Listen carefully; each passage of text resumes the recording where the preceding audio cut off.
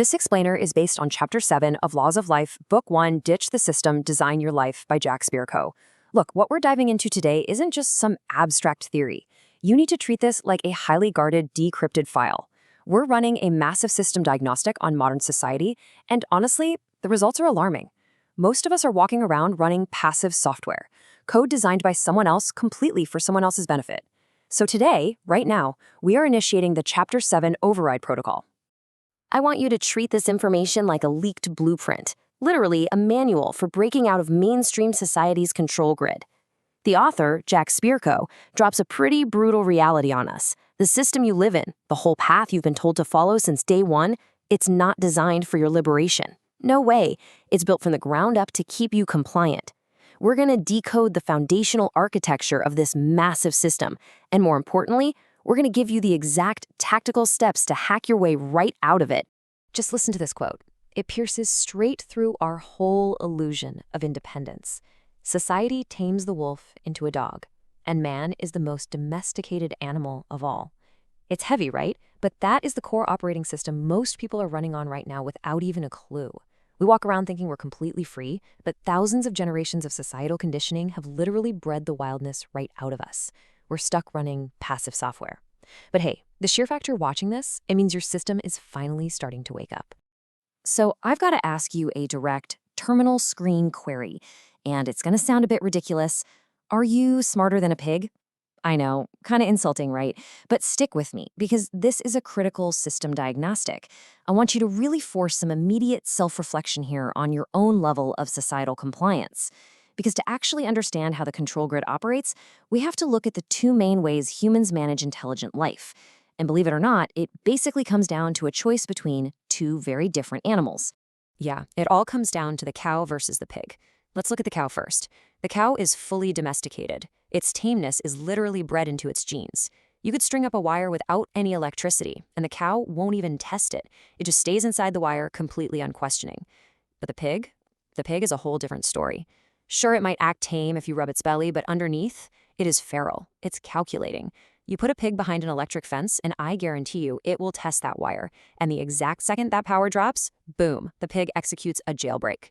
You see, a pig plans. A cow just exists. The system desperately wants you to be the cow. You need to become the pig. So how does this actually apply to us? Well, domestication isn't just for farm animals. It's a highly sophisticated control mechanism designed to make intelligent beings compliant with the ruler's rules. Just think about the standard K-12 education system for a second. You sit down when the bell rings. You move when the bell rings. You're constantly conditioned to obey authority, even when the information you're getting seems totally useless to you. And if you step out of line, pain and punishment. Then you get funneled into college, and eventually into a cubicle. It's practically identical to rotational grazing. They're systematically domesticating human intelligence, just herding you from one fenced pasture to the next. And that brings us to this massive illusion of productivity. See, because we are highly intelligent beings, the system can't just leave us standing idly in a field. We'd go crazy. We need what zookeepers actually call enrichment. That's when they, hide food inside a tire so a captive tiger has something to do all that. Guys, so much of modern corporate work is exactly this. It's basically adult daycare. They're artificial tasks created just to keep captives busy and simulate productivity. We've essentially been turned into human batteries, plugging into a giant matrix, running on these little treadmills that go absolutely nowhere, all while being convinced that just moving our legs means we're free. If you want the hard data to prove this system diagnostic, let's just look impartially at what happened with Twitter. Regardless of your personal feelings on the guy, when Elon Musk took over, he slashed the headcount from 7,500 employees down to 1,500. That is a massive 80% staff reduction. And what happened to the actual product? From a user perspective, basically nothing changed. It didn't crash and burn. This perfectly illustrates just how much modern work is totally unnecessary. If you can eliminate 80% of a workforce and society doesn't collapse, those jobs weren't essential. They were just enrichment programs, complete make work. Okay, so how on earth do we get this bloated matrix of make work in the first place? Well, we have to trace the root of the bug back to 1971. That was the system shift. That was the year the US ended the gold standard, which effectively birthed the debt economy. Virtually overnight, the system shifted to a fiat money grid driven almost entirely by debt and credit. When money can just be printed at will and these massive corporations are incentivized to operate on cheap credit rather than producing actual value, you create the absolute perfect environment for endless administrative bloat. To put that into perspective, just look at this staggering number, 3,200%. That is the literal explosion of medical administrators compared to actual doctors since 1971. If you adjust for population, the number of actual doctors has barely even doubled. But the bureaucracy, the paper pushers, the box tickers, the people whose sole job is making sure you stay inside the regulatory wire, they've grown by 3,200%. This is not some accident. It is the literal architecture of the Matrix. And who do you think is building these fences? Well, massive corporations act as the architects of their very own regulations. We're talking roughly $4 billion spent every single year at the federal level. And in places like Texas alone, $130 million a year just on lobbying. Why? Well, over the last 50 years, regulations have grown by 325%. And big companies absolutely love this. They are literally paying money to build bureaucratic fences that strangle their smaller, more feral competitors who just don't have the cash to comply.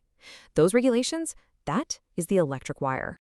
All right, let's lock in these decrypted facts right now. System diagnostic complete. Fact 1. You are viewed as livestock by the masters of the system. Seriously, tamed, feral livestock that they want to fully domesticate. Fact 2, at least half of all jobs out there are completely unnecessary to a functioning society. I know, these are brutal, brutal facts to swallow, but acknowledging them is literally the only way to fully shatter the illusion of your everyday compliance. You simply cannot cut the wire until you actually see it. Which brings us to the ultimate operational question. Are you going to choose comfortable captivity or dangerous freedom? Look, the cow chooses comfortable captivity. It gets fed, it's protected from predators, sure, but eventually it goes to the slaughterhouse. Its entire existence is controlled. The feral pig, though, it chooses dangerous freedom. It has to hustle and hunt for its own food. It might get shot at, but it is truly, genuinely alive. So it's time to pivot from just analyzing this system to actually taking tactical action. What is your operational status going to be?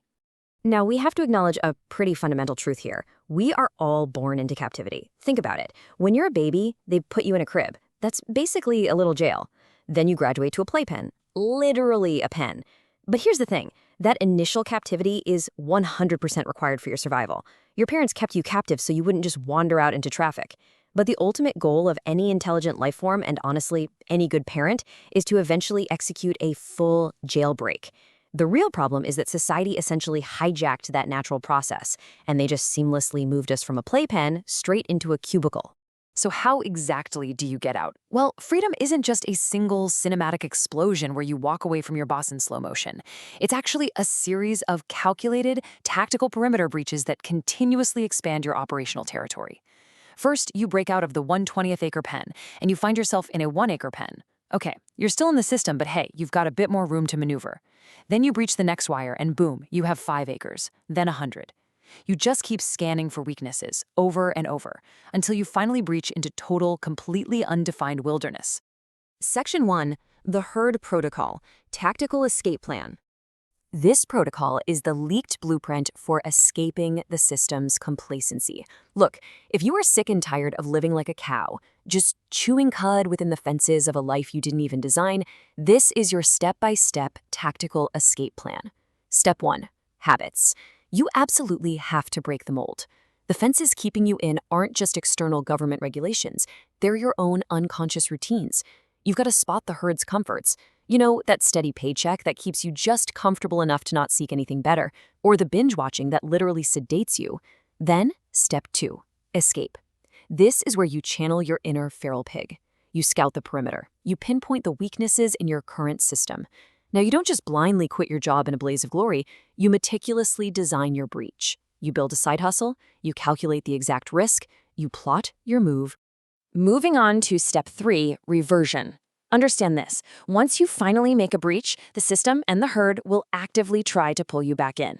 Well-meaning friends and family are going to tell you it's way too risky out there, but you must resist that pull to return to the wire.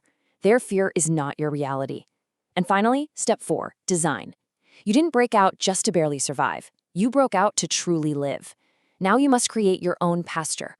You have to define exactly what your wilderness looks like. Maybe that's a global remote business, or maybe it's a totally debt-free homestead. The point is, you design a life that works for you, completely independent of the herd. And here is a brilliant bonus operational rule from the text, specifically for those of you who might need to remain inside the system just a little while longer to build up some capital. To move up in professional life, move over and move often. If you are still inside the wire, do not be loyal to the rancher. Constantly switch ranches, siphon new skills, increase your income, and use their resources to completely fund your final escape. Think of yourself as a mercenary operating behind enemy lines, just gathering every single thing you need for the ultimate breach. All right, it's time to initiate the final mental reprogramming sequence. I want you to truly internalize this code. Ready? Computer, while I am inside the wire, find me every opportunity to learn skills that will aid me once I escape. This is an active, running override to your passive software. You are literally commanding your subconscious to never, ever stop preparing for the breach. Here is the second line of override code. Computer, I want to get outside the wire. Find me opportunities to improve my situation in life. Find me breaks in the wire. You must relentlessly and constantly scan the perimeter. Your mind needs to operate like a heat-seeking missile, constantly looking for the weak points in the system's electric fence. Whatever you do, never settle into the cozy illusion of the pasture. And the final command. This is the definitive transition from docile cow to feral human. Computer, always seek long-term gain over short-term comfort. Look, the system desperately wants you addicted to short-term comfort. The next notification, the steady paycheck, the cozy illusion of safety. You must override that base programming. You have to be willing to endure the dangerous freedom, maybe even a few temporary shocks of the wire, for the ultimate long-term gain of absolute liberation. If you are ready to stop running their code and start designing your life, go to jackslaws.com right now to get the full 2-book series. Don't let the system control your programming. Like this explainer, subscribe to the channel and turn on notifications so you don't miss the next leaked chapter.